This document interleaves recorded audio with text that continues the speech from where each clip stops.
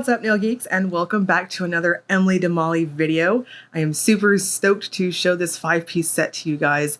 Per usual, Haley is bringing it with the multiple different finishes, and we have the return of a very specific topper in a very specific shape, in my opinion. So I am coming at you guys this time, hopefully in a better position. I'm looking at my viewer and it looks like the light's a little bit better and we're not next to the window anymore.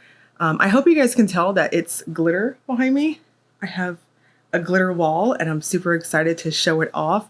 I don't know if it's going to show up in the video. I really hope it does.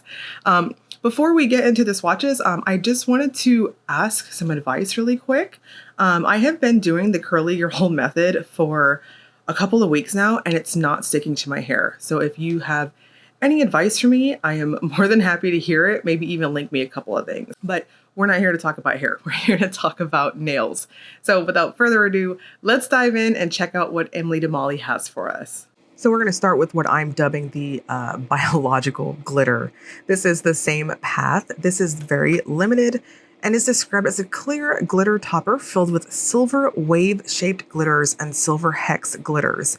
It does state in our PR information that there was just the slightest bit of degradation during the testing process on these glitters. However, Haley says that after even 18 months, she did not see it worsened during the testing period. So she does strongly suggest storing this in a very cool, dark place to preserve the glitter health, if you will. I think I have biology on the brain after seeing this, but I digress. So this is really interesting. I really, truly enjoyed this. It's just such a different type of glitter. It's something I've never seen before outside of the first one that was released in this shape. I don't know. I do think it's a necessity for your personal arsenal of nail art goodies because it's just fun. It almost looks like streamers outside of what I'm initially thinking, and I like it. Now, it does have a bit of finesse in terms of applying this. Because they are of the slightly larger variety, I'm going to suggest going in with either the icing method or you could also sponge it, or you can do what I did. I went in incredibly thin. I started with the icing method, and then I did careful placement with random little pieces that I was finding either from my bead or on the neck of the bottle. You do want to finish with a thicker glossy top coat, as this isn't super textured per se, but it will leave you a little thirsty and you do want to have that evenness to your nails. So I would suggest a thicker glossy top coat. And here is Check It. This is described as a light green when warm to reddish purple when cold thermal with a beautiful blue aurora shimmer. This one is heat sensitive. So if you're new to indie polish or if you're new to thermal polishes, please note different types of thermals are either heat sensitive or cold sensitive. That's what's going to get it to snap to, if you will, to activate it. Some thermals do need a little bit of a kickstart, and this is a heat sensitive. Anyways, Check It has a wonderful creamy smooth formula to it. I think 2 to 3 coats is perfect for opacity. If you have any type of free edge at all, I think that 3rd coat is necessary just to plump it up and give you that strong, very cream-like solid appearance. Now, true to thermal formulas, this will dry down quite matte, so you'll want to finish with a good glossy top coat if that's your jam like me. And it's perfect. This is beautiful. I love thermals that have a very obvious contrast between warm and cold states, and the shimmer pops so well in both of them. And here is my favorite in the set. This is Further Away, described as a beautiful mix of blue aurora shimmer, olive to blue multichrome pigment. It shifts through shades of steel blues with flecks of olive green. You need this. I don't say it very often, but I'm going to strongly urge all of you to purchase this polish. It's gorgeous. It's stunning. It's so luminous on the almost true white gold looking appearance in the center of your nail, but it's got this gorgeous blue luminous factor to it. I always try to remain kind of neutral. I mean, I get excited about polish. I do enjoy doing this, but these types of polishes are they stand out to me so much. This is gorgeous. I really do think you'll be very impressed with this in person.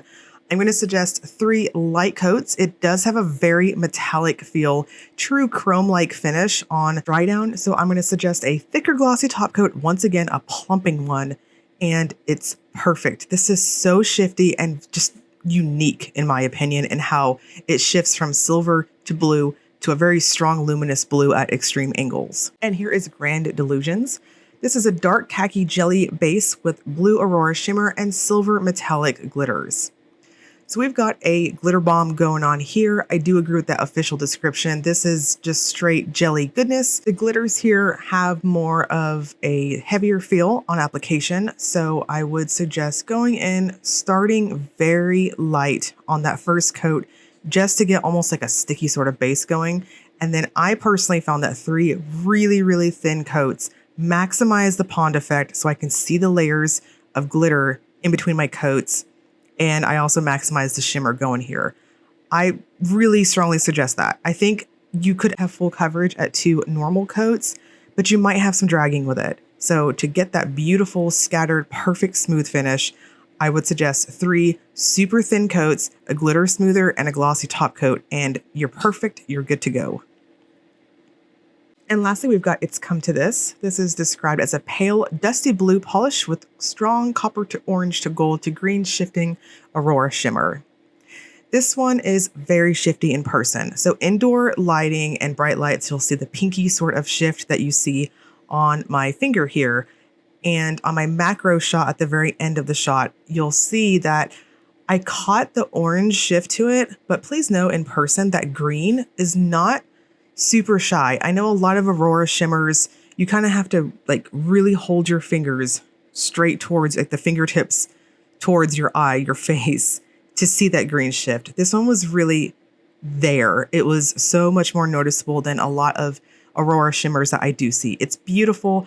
I unfortunately couldn't capture that green shift, but in shaded lights, it's really lovely. It's definitely got a strong, straight, obvious pink to orange to green. You can kind of see it there on my tips a little bit. I'm going to suggest 3 coats and a glossy top coat to plump this one up. And we're going to wrap up the video with the Will It Topper segment. This is where I use a black swatch stick to demonstrate if polishes can also be worn as toppers. Pretty much the entire release is obviously topper here, and then we've got crellies and jellies. So spoiler alert, all of them do really well over black and they all performed fantastic as toppers. The same path over black looks fantastic. This would look really cool for a New Year's mani and over any color, really. Check It was a surprise for me because a lot of thermals that lately I've been working on, the cold states don't translate well over really dark colors, especially black. But here on the ice water shot, you can see warm state and cold state both popped very well over dark colors. Because this dries down more like a cream-like finish, I don't really see the need to use this as a topper though. Further away, my absolute favorite. I think this year I'm going to get a top 10 polishes throughout the entire year for the end of the year this year. How many times can I say year? And I am going to jot down further away as definitely going in that top 10. And it does work well as a topper. Grand Delusions. It does take on a bit of a green cast. You can kind of see it there when I have the stick at the side.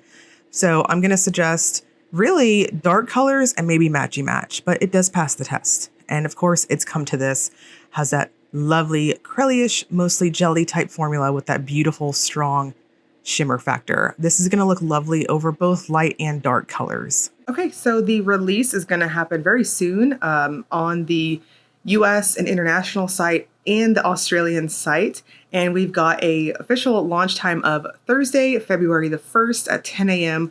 Australian time, or Wednesday, January 31st, so this week, at 6 p.m. Eastern time on the US and international site. I'm going to link everyone to both of those below so you can quickly see it in the description box. We've also got 2 limited edition polishes returning. These are returning colors, so they have previously launched. I did not get these sent to swatch for you guys.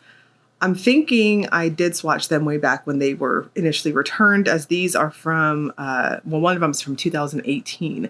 So I'm gonna do a little bit of sleuthing and I'll have some photos behind me here on the screen so you guys can see them. We've got LE limited edition 130 and we've also got Double Cross coming back. So that is also something to look forward to on this release. I'll have timestamps and all that good stuff in the description box too.